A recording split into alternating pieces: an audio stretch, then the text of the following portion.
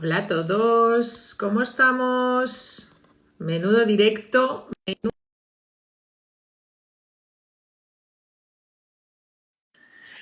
¿Qué tal? ¡Qué calor!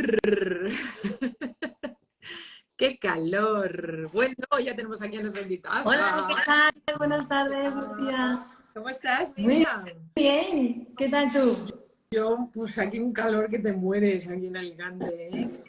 Pues yo te iba a decir que me iba contigo, allí. A ver, si no tienes que trabajar, se está bien.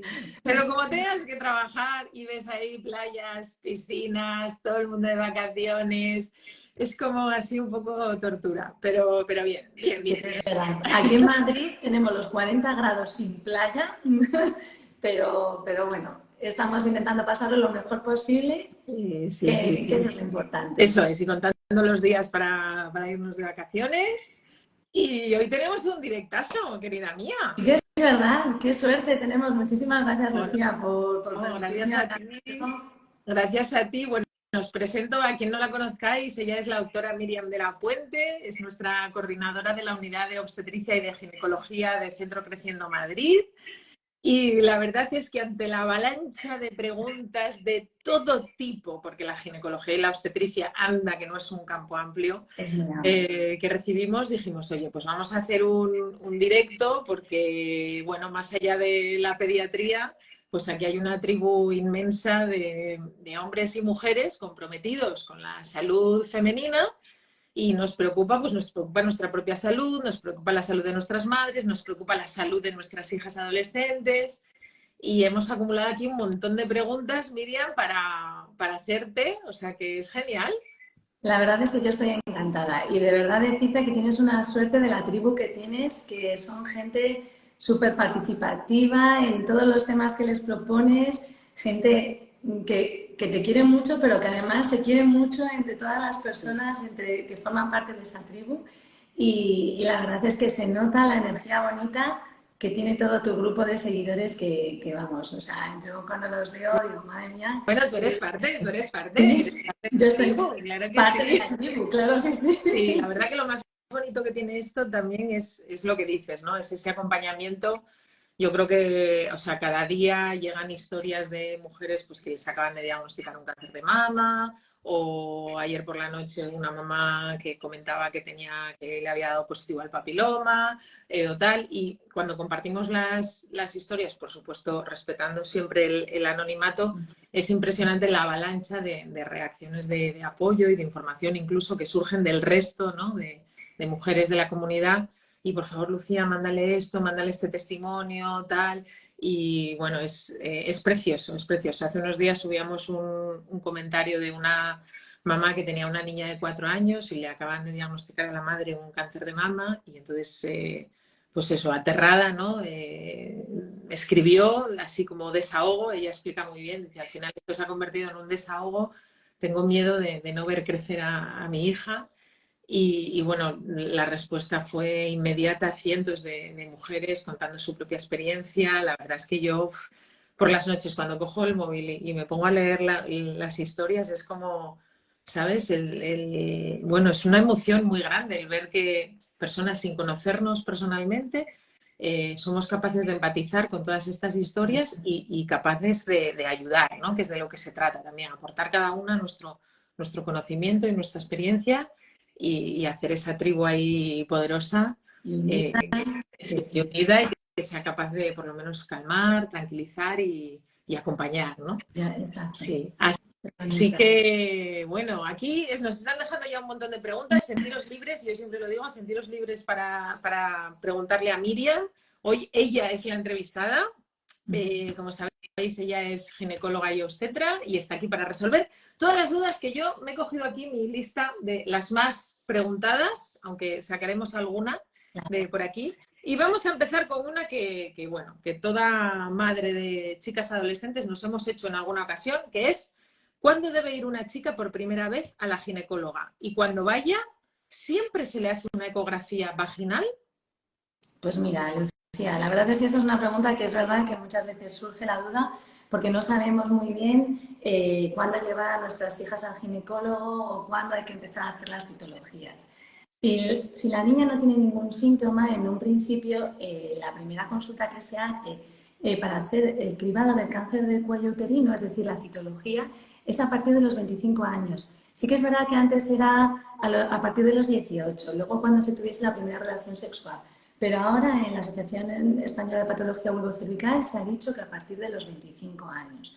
Otra cosa es que tenga algún síntoma, alguna molestia, dolor con las reglas. Entonces ahí ya tenemos que acudir cuando aparece ese signo que a la niña la incomoda o que puede tener un problema más allá. Entonces ahí en cualquier momento. O sea, por ejemplo, Y reglas muy dolorosas que a veces nos preguntan a las pediatras o reglas muy abundantes, ¿no? Que dicen, jo, es que ha pasado de 5 días a estar 9, 10 días con la regla y esto le incapacita y entonces en ese caso es recomendable ir. ¿Y qué les hacéis a estas chiquitas así tan jovencitas que a lo mejor tienen 13, 14 años? ¿En qué consiste esa revisión? Que muchas veces nos lo preguntan. nosotros todas las revisiones empezamos igual, o sea, al final los médicos ya sabes que lo principal es conocer a la persona que tenemos delante. Entonces tenemos que hacer una historia clínica y hacer una anamnesis, que es lo que nosotros llamamos, que es preguntar una serie de cosas que nos va a ir orientando hacia el posible diagnóstico y las pruebas que tenemos que hacer para llegar al motivo por el que viene, a saber cuál es la causa.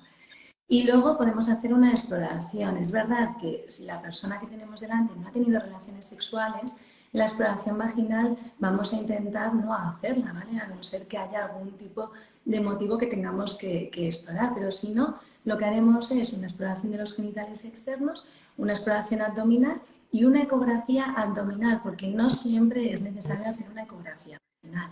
Es verdad que con la ecovaginal nosotros vemos muchísimo mejor todo lo que es el aparato genital interno, pero alguien que no ha tenido relaciones sexuales, si se ve bien con la ecografía abdominal, por eso decimos que beban agua y que vengan preparadas, pues entonces evitamos hacer una ecografía vaginal o transrectal, que también se puede hacer, que puede incomodar más a la persona, a la mujer o a la niña que tenemos delante. Vale. Entonces, Esto es importante porque muchas veces las madres vienen como muy preocupadas, ¿no? De que les hagan una ecovaginal o efectivamente transrectal y claro, estamos hablando de niñas pues que al final, aunque les haya bajado la regla, siguen siendo chiquillas de 13, 14 añitos y tenemos que preservar un poco en la medida de lo posible, ¿no?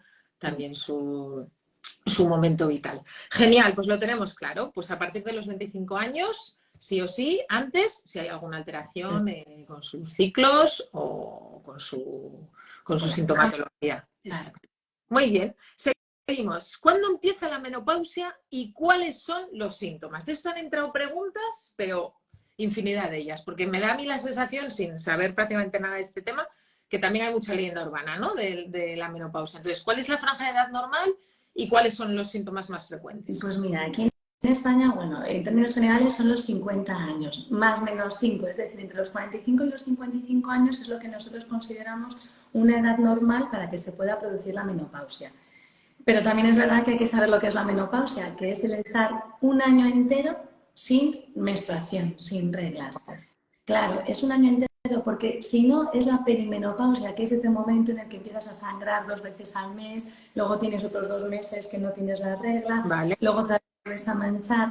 Entonces ahí todavía no se considera que estás en menopausia. Es cuando llevas ya un año sin regla. Y luego, aparte de la amenorrea, es decir, al estar sin reglas, también se asocia a otros síntomas, pues como los temidos sofocos, la sudoración, sobre todo nocturna, este calor que te entra por el pecho, se va al cuello y se te sube a la cara. Luego también la dificultad para dormir, la irritabilidad, esa labilidad emocional que por cualquier cosa a lo mejor puedes enfadarte, pues eso también es tema hormonal. Y luego también la sequedad en la piel, la sequedad vaginal, la dificultad a la hora de tener relaciones, porque al final no existe una lubricación adecuada. Pues todo eso son síntomas que pueden estar relacionados con la menopausia. ¿Y para todo ello hay tratamiento que pueda aliviar estos síntomas en las mujeres? Sí, la verdad es que tenemos un arsenal terapéutico impresionante. Lo primero que nosotros aconsejamos en la consulta es una serie de medidas higiénico-dietéticas. Es decir, por ejemplo, si tienes dificultad para dormir, pues lo que tienes que hacer es una buena higiene del sueño, es decir, intentar ir a la misma hora a dormir, estar en una habitación en donde el ambiente no esté muy caluroso, que esté con humedad. Luego, si tienes muchísima irritabilidad, pues intentar evitar la cafeína, todo lo que son estimulantes. Para el tema de los sofocos, pues es intentar ir con ropa como un poquito como lo de las capas de cebolla para poder quitarte ropa cuando te empieza el sofoco, o por lo menos no estar en ambientes muy secos y muy calurosos. Es muy importante la alimentación, Lucía. O sea, todo lo que es la dieta mediterránea, una dieta rica en calcio, en vitamina D para reducir el riesgo de osteoporosis, eso es basiquísimo. Y también la actividad física. O sea, el tener una actividad física, eso es, vamos, algo fundamental y que tenemos que hacer muchísimo hincapié porque parece que a medida que nos vamos haciendo más mayores, pues nos apetece menos hacer deporte. Y al final debemos intentar hacer deporte a lo largo de toda nuestra vida, pero en la menopausia más. Sí. Fíjate que a mí me da la sensación de que hay muchas mujeres que no han hecho deporte nunca y que es a partir de los 40, que todavía no han tenido la menopausia, pero es como a partir de los 40 que empiezas a conocer a personas quizá de tu generación que les empiezan a pasar cosas de salud cuando antes ni te lo planteabas porque dices, bueno, yo soy joven, no pasa nada, pero esa franja entre los 40 y 50 que de repente ves cosas que parece que no tocan por edad, pero la realidad es que están ahí, que hay mucha gente que se engancha con el deporte a partir de los 40. Así que si no nos hemos enganchado aún, cualquier edad es buena para engancharse al deporte, pero si ya estás en menopausia, pues como con más razón, ¿no? Para cuidar esos huesos y esa salud física y hormonal.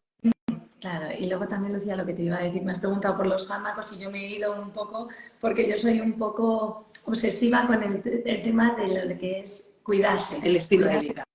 Exacto. Claro, pero luego también hay fármacos y hay productos naturales, que es verdad que los productos naturales tardan un poquito más de tiempo en hacer efecto. Se dice que son tratamientos que tenemos que mantenerlos durante 2 meses, 3 meses, para que el efecto sea más importante, que nosotros veamos resultados, pero luego es verdad que está la terapia hormonal de la menopausia, que es la verdad la que mejores resultados da a nivel de mejorar los síntomas climatéricos y reducir el riesgo pues, de fenómenos cardiovasculares y de osteoporosis. Y la Genial. Que aunque estaba un poco ahí el tema de las hormonas con mucho miedo, que nos dio mucho miedo a los ginecólogos durante una época, ahora mismo la Asociación de la Menopausia, en el estudio de la menopausia, sí que es verdad que está haciéndolo muy bien para dar unos criterios claros de cuándo y cómo hay que poner tratamiento hormonal. Genial, súper claro. Seguimos. Revisión ginecológica, 45 años normal. Y al preguntar cuándo hacer mamografía por primera vez, me dice la ginecóloga que hasta los 50 años nada de nada. ¿Esto es así? A ver, porque como las mamografías se ha hecho mucho, las recomendaciones están ahí, vamos a recordarlas. Claro, a nivel de la seguridad social, la recomendación para el cribado poblacional, que cuando decimos esto de cribado poblacional muchas veces se queda como una palabra y no entendemos muy bien a qué se refiere. Pues el cribado poblacional es lo que la sanidad pública puede hacer a todas las mujeres que no tienen síntomas. Pues eso sí que son mamografías que se hacen a partir de los 50 años, cada 2 años, hasta los 69. Este es un cribado que conseguimos diagnosticar muchos cánceres de mama de forma precoz en mujeres asintomáticas. Pero es verdad que pacientes con alto riesgo o en determinadas ocasiones en la seguridad social también se puede hacer la mamografía antes de 50 años. Lo que pasa es que en todas las guías, en todas las sociedades europeas y americanas, la recomendación actual es comenzar a hacerla a los 40 años.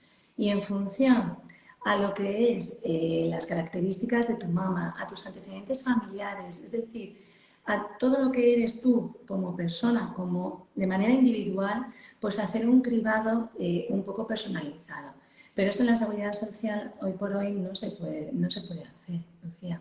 Entonces, bastante conseguimos en la seguridad social que se haga para toda la población que no tiene recursos entre los 50 y los 69 años, pero si es posible sí que se recomienda empezar el cribado a partir de los 40 años, por lo menos para tener una mamografía de control, una mamografía base, saber qué densidad mamaria tienes y si tienes alguna cosa que es benigna pero que ya la tienes a los 40 años y valorar los controles así. Correcto.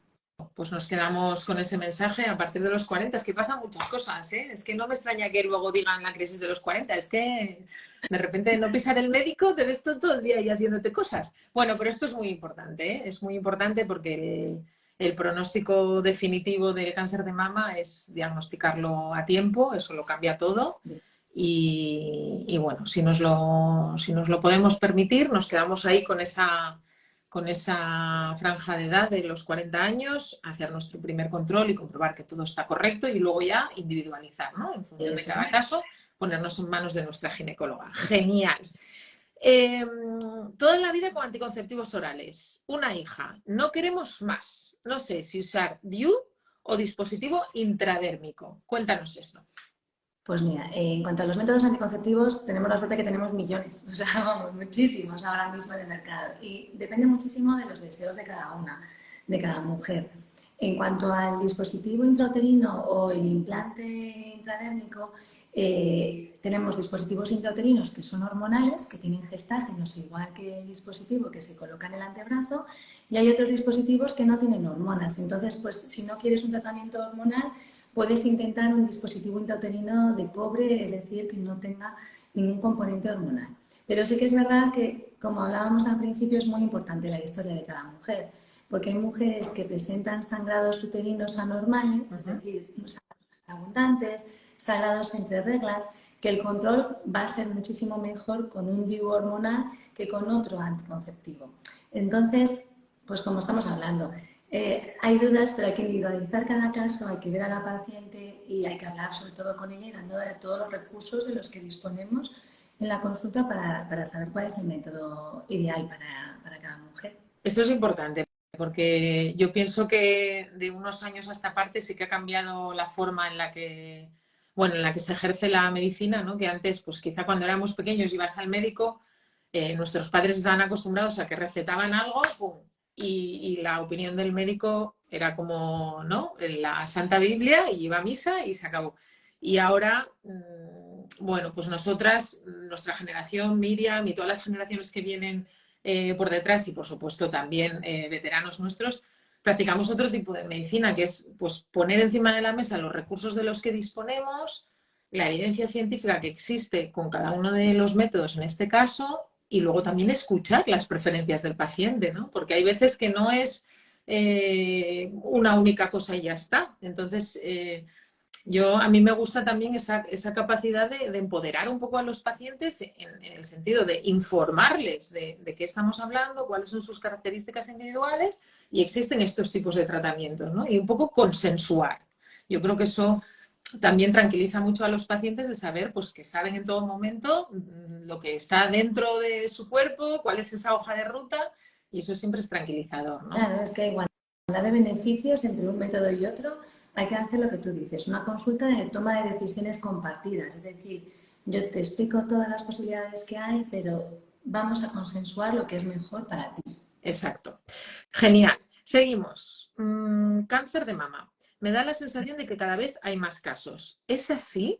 ¿Cómo detectarlo a tiempo? ¿Realmente hay más casos ahora que antes? Pues mira, en cuanto a casos nuevos, sí que es verdad que se han aumentado los casos de cáncer de mama y en prevalencia también, porque claro, se aumentan los casos nuevos y gracias al diagnóstico precoz y a los tratamientos tenemos más mujeres que han pasado el cáncer de mama, pero que sobreviven muchísimos años y se mueren por otros motivos, pues evidentemente sí que hay más casos de cáncer de mama en la sociedad.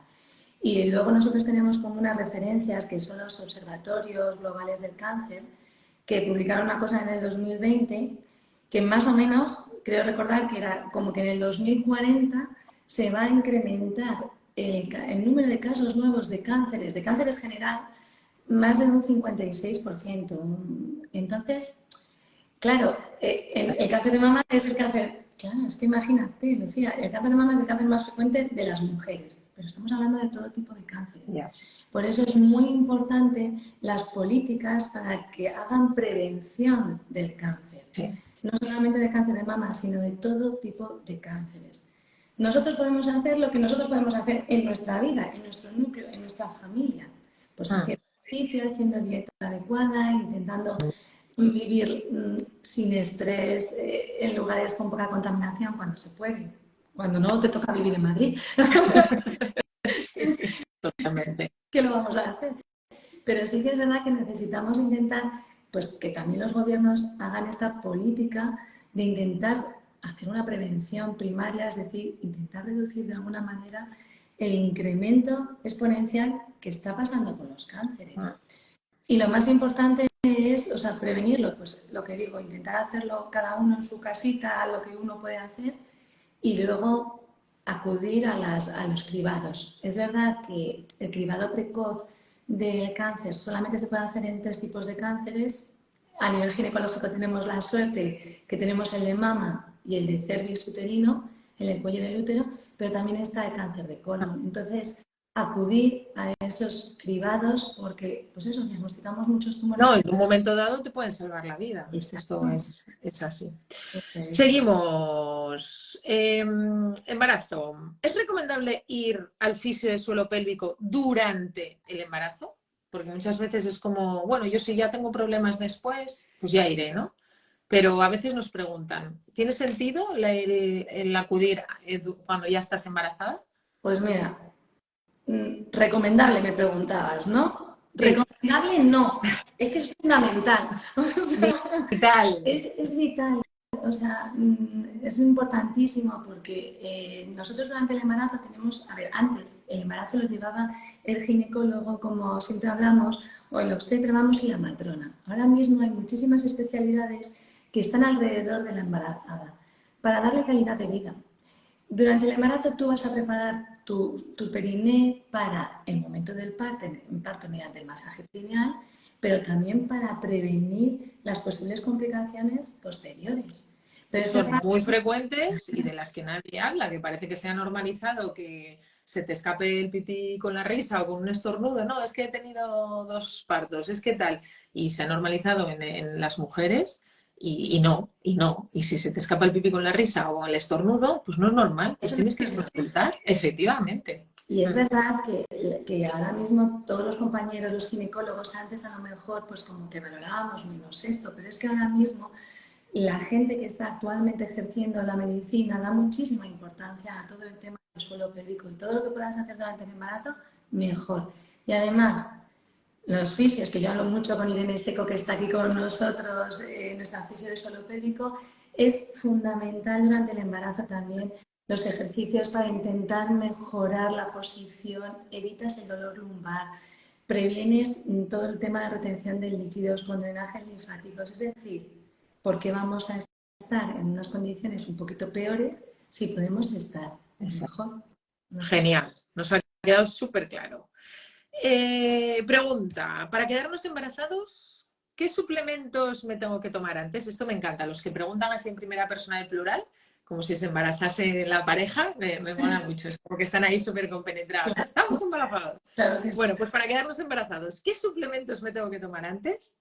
Pues mira, es fundamental, ya lo sabes tú, Lucía, el ácido fólico. Nosotros el ácido fólico es algo indispensable porque... ¿Cuánto antes hay que tomarlo? Cuando tú decides que vas a ir a por el bebé. Pues generalmente entre 1 y 3 meses antes de quedarte embarazada. Claro, hay veces que la previsión no tanto, no consigues tener esa previsión de 3 meses antes y te quedas embarazada y dices, ay Dios mío, que voy tarde. Bueno, lo normal es que puedas llegar a tiempo, pero sí que es verdad que todo lo que puedas llegar previo, muchísimo mejor. Y si puedes hacer una previsión de 1 mes, 2 meses antes, muchísimo mejor. Porque es verdad que disminuye los casos que tenemos de niños, de fetos con defectos de tubo neural y es algo prevenible. Entonces, totalmente. Claro, ¿por qué no hacerlo si es algo fácil, es un suplemento? Que nadie se agobie si se ha quedado embarazada sin buscarlo y no ha tomado el ácido fólico antes de, ¿vale? Que nadie se agobie. Lo importante es, pues eso, una vez ya lo sabes, seguir las recomendaciones de los profesionales sanitarios y, por supuesto, eliminar el consumo de alcohol y tabaco, esto ya lo sabemos, damos mucho a la matraca, y seguir los controles ahí estrictamente. Genial. Cambiamos de tercio. Tengo varias amigas con enfermedades de transmisión sexual. A estas alturas, ¿están aumentando los casos? Parece que voy a decir a todo que sí, pero es que... Decía. Es que cuando el río suena, ya sabes. Es que es verdad, o sea, la Organización Mundial de la Salud nos dice que es que están incrementándose los casos de infecciones de transmisión sexual.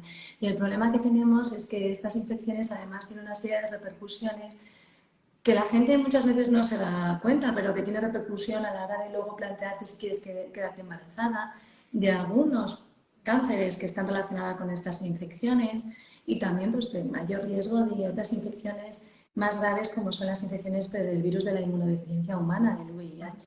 El VIH, sí. Fíjate que nosotros desde la Asociación Española de Pediatría hay muchos reportes de los últimos 5 años con un aumento importantísimo del número de casos de enfermedades de transmisión sexual en los adolescentes, incluido el VIH. Sí, sí. Y es, bueno, se debe a muchas causas, ¿no? Pero se ha producido también un adelanto del inicio de las relaciones sexuales, pero nosotros somos de una generación que hemos vivido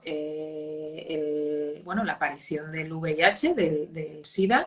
Éramos plenamente conscientes de esta enfermedad, lo veíamos porque realmente no había apenas tratamiento para estos enfermos, con lo cual estaban muy estigmatizados desde el principio porque físicamente estaban muy, muy afectados, cosa que ahora no, porque ahora hay unos tratamientos estupendos donde tú eres incapaz de reconocer físicamente a una persona que pueda tener VIH, afortunadamente, pero antes no. Y vivimos una adolescencia y una juventud con estas campañas del sí da, no da, de póntelo, pónselo, ¿no? Regalaban preservativos a la salida de los institutos y de las facultades, era como el tema encima de la mesa, ¿no? Es verdad que a lo mejor tus padres no hablaban tan abiertamente de sexualidad como se habla ahora o como yo puedo hablar con mis hijos ahora, pero sí que el VIH era algo como que teníamos súper presente en la juventud.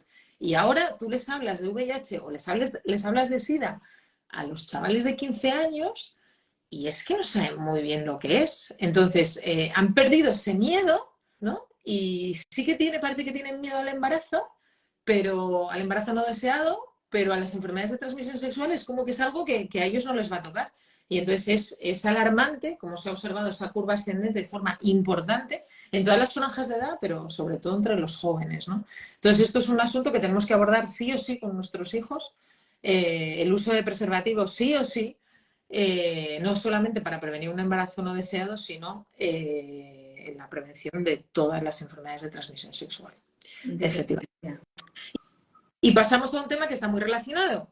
Vacuna del virus del papiloma humano a niños y a niñas, ¿correcto? Pero a mujeres más mayores también y a los hombres, nos preguntan. Pues niñas y gracias ahora ya podemos poner vacuna a los niños, o sea que está fenomenal que se esté introduciendo en el calendario vacunal la vacunación de niños y a nosotros en las consultas de ginecología, vamos, tenemos que preguntar a todas las mujeres si han recibido la vacuna frente al virus del papiloma humano y si no la han recibido, independientemente de la edad que tengan, aconsejar que se vacunen. En los varones, exactamente igual. O sea, en algunas comunidades autónomas está incluida la vacunación en varones que tienen relaciones sexuales con otros varones.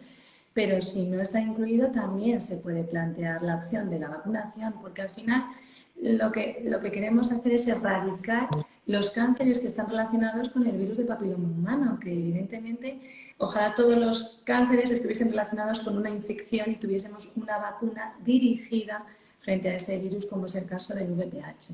Exacto. Recordemos que el VPH, el virus del papiloma humano, es la enfermedad de transmisión sexual más frecuente, más prevalente, es la causante del cáncer de cérvix, entre otros, pero no es una infección exclusiva de las mujeres. La infección la tienen los hombres y las mujeres, la transmiten los hombres y las mujeres y produce cáncer de cérvix, produce cáncer orofaringeo en hombres y mujeres, produce cáncer anal en hombres y mujeres y produce cáncer de pene.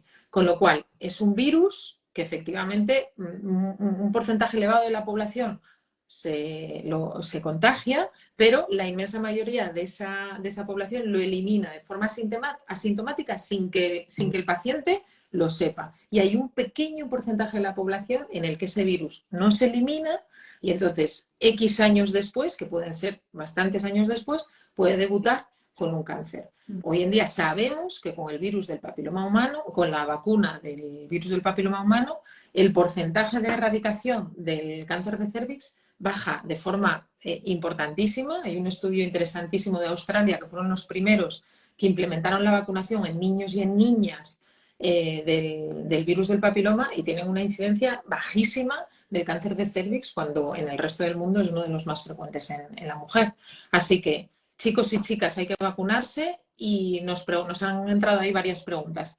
Mujeres más mayores, que ya no son adolescentes, con pareja estable desde hace años, ¿también es necesario vacunarse? Sí.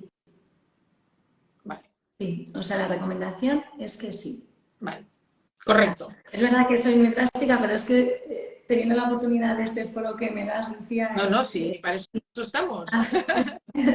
Decir que sí, que se recomienda la vacunación a todas las mujeres. Genial. Relacionado con esto, he dado positivo en papiloma, tengo miedo, me dicen de vacunarme ahora, pero ¿ahora ya sirve de algo?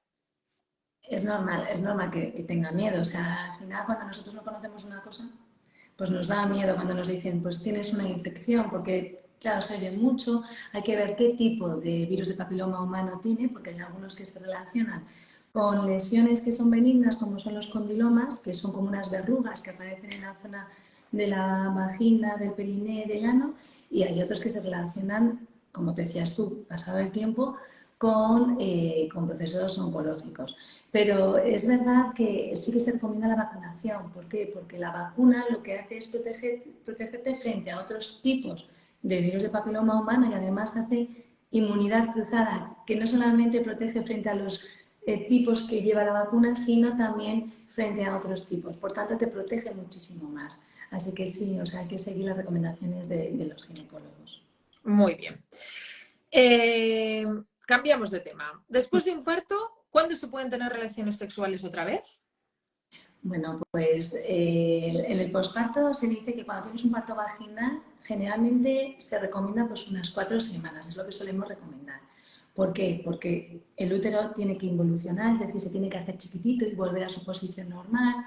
El cuello del útero se tiene que cerrar para así disminuir el riesgo de que haya gérmenes que se localizan en la vagina o en la vulva y asciendan a nivel abdominal, es decir, reducir el riesgo de infecciones.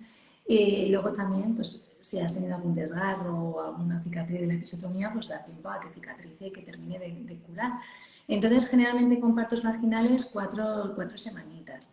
Y en el caso de las mujeres que han tenido una cesárea, se recomienda un poquito más de tiempo, 6 semanas, puesto que la cesárea al final es una apertura de un órgano, del útero, y entonces se intenta evitar dehiscencias, que es que se abra un poquito la cicatriz del útero, y por eso se da un poco más de tiempo para la cicatrización. Pero sería eso, entre 4 y 6 semanas, dependiendo. Vale. Correcto. Pues enlazamos con ese tema. ¿A partir de cuándo no es normal que te siga doliendo las relaciones sexuales después de tener un bebé? Llevo 5 meses y me sigue molestando mucho. A ver, las molestias o el dolor en las primeras relaciones sexuales después de un parto puede ser normal. ¿Por qué? Porque hay una serie de cambios hormonales, la lubricación es distinta, no es tan abundante como previo al parto. También es una zona, la zona de la vagina y la vulva está más sensible, sobre todo si tiene episiotomías o desgarros, como hablábamos antes. Entonces, bueno, y luego también que el posparto es como es decir, como siempre hablamos. Entonces, pues al final estás cansada, no duermes bien, no te sientes cómoda en muchas ocasiones con tu cuerpo porque es un cuerpo distinto al que tenías previo al embarazo. Muy distinto. Totalmente distinto. Entonces, claro, te tienes que ir adaptando pues a esos cambios y eso también influye en la esfera sexual y en la esfera emocional y al final para la sexualidad influyen muchísimas cosas. No solamente lo que es la penetración, pero sí que es verdad que si con 5 meses se siguen manteniendo las molestias, sí que es importante acudir a una ginecóloga o una matrona que te explore, porque a lo mejor en determinadas ocasiones se ha generado fibrosis, que es importante que un fisioterapeuta te maneje, te trate para intentar reducir esas molestias que puedes tener con las relaciones, la verdad. Vale. O sea, mensaje, no resignarse. Quiero decir que esto a veces, ¿no? A veces escuchas mensajes tanto de que se escapa el pipí después de haber sido mamá o que tienes dolores con las relaciones sexuales una vez tienes a tu primer hijo y no, todo tiene un proceso y tiene una evolución, pero pasadas esas 4, 6, 8 semanas, el cuerpo poco a poco tiene que ir recuperando su condición y no nos podemos resignar a no volver a tener una vida sexual activa y satisfactoria después de haber sido mamás. Imagínate, imagínate. Eso no. Definitivamente no. Porque te va a ayudar muchísimo a todo, o sea, a recuperarte. Realmente damos poca importancia a lo que es la esfera sexual desde un punto de vista de la mujer como un todo. O sea, es una parte importante para encontrarte bien contigo misma y anímicamente también. Claro, o sea, que sí. Liberación ahí de oxitocina y de endorfinas a tope. Claro que sí. Seguimos. ¿Hasta cuántas cesáreas se pueden tener? Y el primero, si ha sido cesárea, ¿los siguientes hijos ya sí o sí serán cesáreas? Si tú tienes una cesárea por la circunstancia que haya sido, por la indicación médica, luego puedes intentar un parto vaginal, a no ser que se repita el motivo por el cual se te ha indicado la cesárea.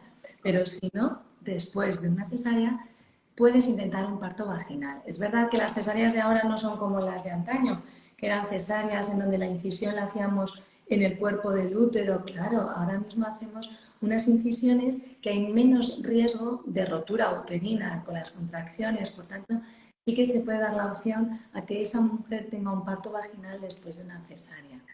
Y el número de cesáreas que nosotros solemos recomendar en términos generales son 3 cesáreas. Vale.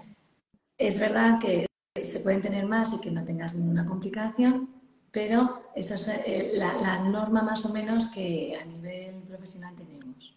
Genial. 3.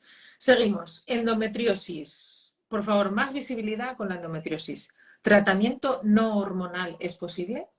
Primero, ¿qué es la endometriosis para la gente que no la conozca? Pues y luego contestamos a esta mujer. ¿Tratamiento no hormonal es posible?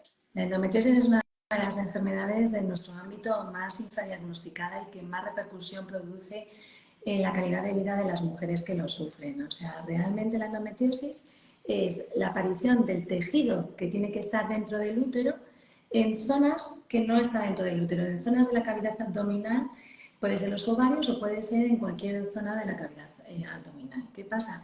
Que es una enfermedad que se relaciona muchísimo con el dolor. Dolor en diferentes situaciones. Dolor con la regla, pero también dolor con las relaciones, dolor con la deposición, dolor al sentarse en una silla. Es decir, este dolor al final pues va mermando las actividades de la vida diaria de la mujer que dice, es que no puedo llevar una vida normal. Entonces es verdad que lo que dice esta compañera de la tribu, esta amiga, pues es verdad que la endometriosis, el tratamiento que disminuye más la progresión de esta enfermedad es el tratamiento hormonal. ¿Por qué? Porque frena los ovarios y al frenar los ovarios no hay estímulo hormonal que genere la formación de este tejido endometrial. Pero es verdad que hay mujeres que no desean tenerlo, entonces, bueno, pues se mitiga el dolor pues, con antiinflamatorios.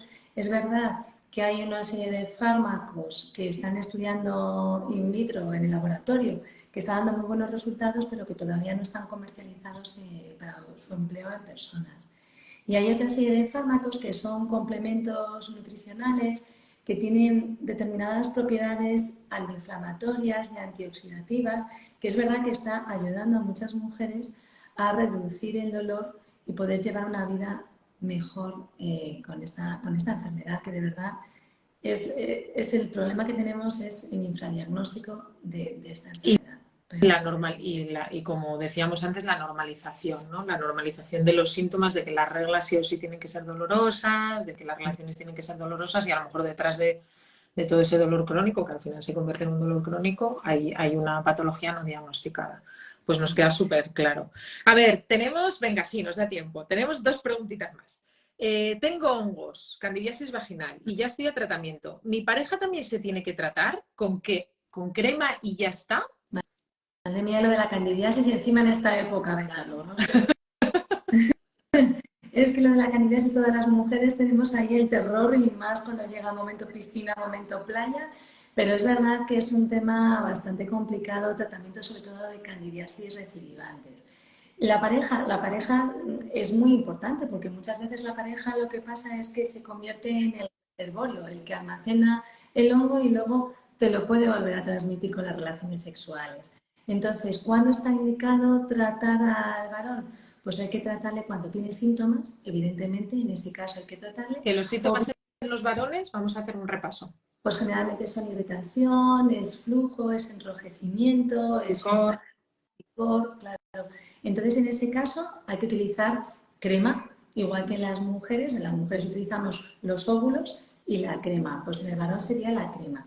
Y en caso de candidiasis recidivantes que ves que no mejora, sí que hay que utilizar también antifúngicos orales, como en el caso de la mujer, para cortar ese circuito que al final si no se cierra y es bastante complicado, pues eso, que evitar la transmisión. O sea, que vamos también aquí a derribar otro mito, que la candidiasis no es solo una cosa de mujeres. Aquí la pareja también tiene mucho que hacer, que apoyar y que tratarse. Vale. Claro que sí. Genial. A ver, última pregunta, Miriam. Esta pobrecita, dentro de su dolor, que es el dolor de muchísimas mujeres, vamos a ver si aportamos un poquito de luz. He tenido un aborto, estoy hundida. Tan frecuente es, no tenía ni idea de que fuese tan común. Pues mira, es que esto de los abortos es una cosa como un tabú. Es decir, nadie oye a sus amigas decir que tienen abortos hasta que no dice, oye, mira, que he tenido un aborto. Y entonces de repente empieza a aparecer a muchísima gente de tu alrededor que dice, pues yo también he tenido un aborto, tus amigas, tus compañeras de trabajo. Dices, madre mía, pues lo de los abortos, realmente entre un 10 y un 20% de los embarazos pueden llegar a desarrollar y desencadenar en un aborto. Y las amenazas de aborto, que son estos sangraditos que se producen al principio, hasta un 25%, es decir, que sí que es frecuente.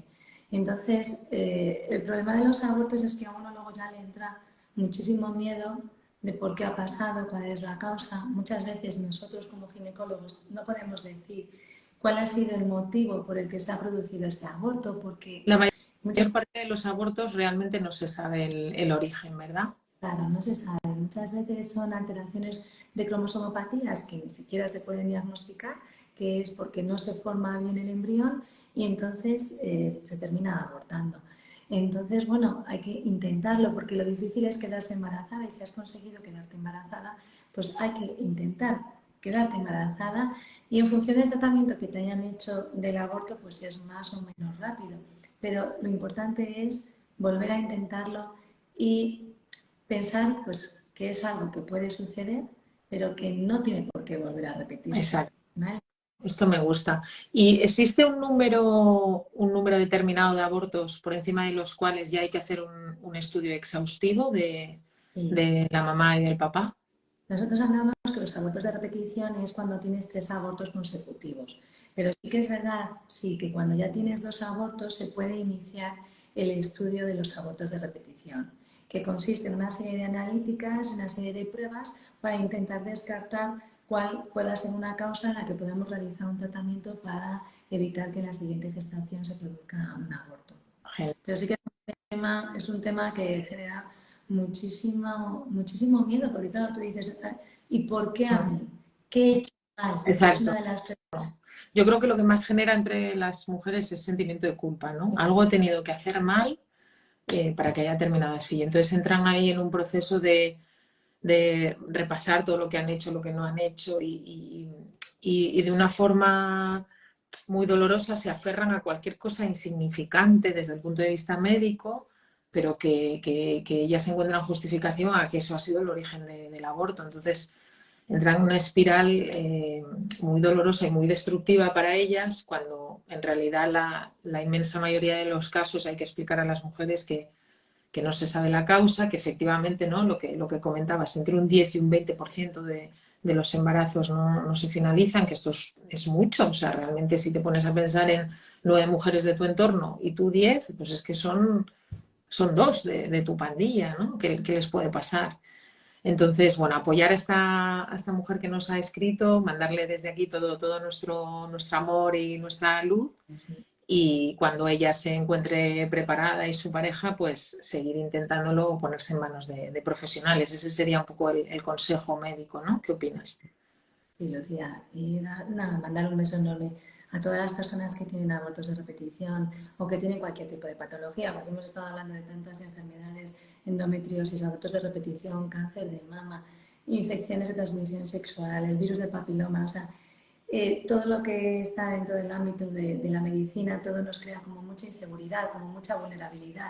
Y al final lo que tenemos que hacer es informarnos bien, preguntar a los profesionales que tenemos delante, a los que acudimos con confianza para pedirles ayuda y que esa gente nos ayude y pensar pues, que las cosas van a ir bien, que la intención de todo el equipo, como yo siempre digo, al final cuando tratamos a una persona somos un equipo, la paciente y nosotros. Entonces va a ir todo bien porque se va a poner toda la energía positiva. Eso, me gusta ese final. Jo, pues muchísimas gracias, Miriam.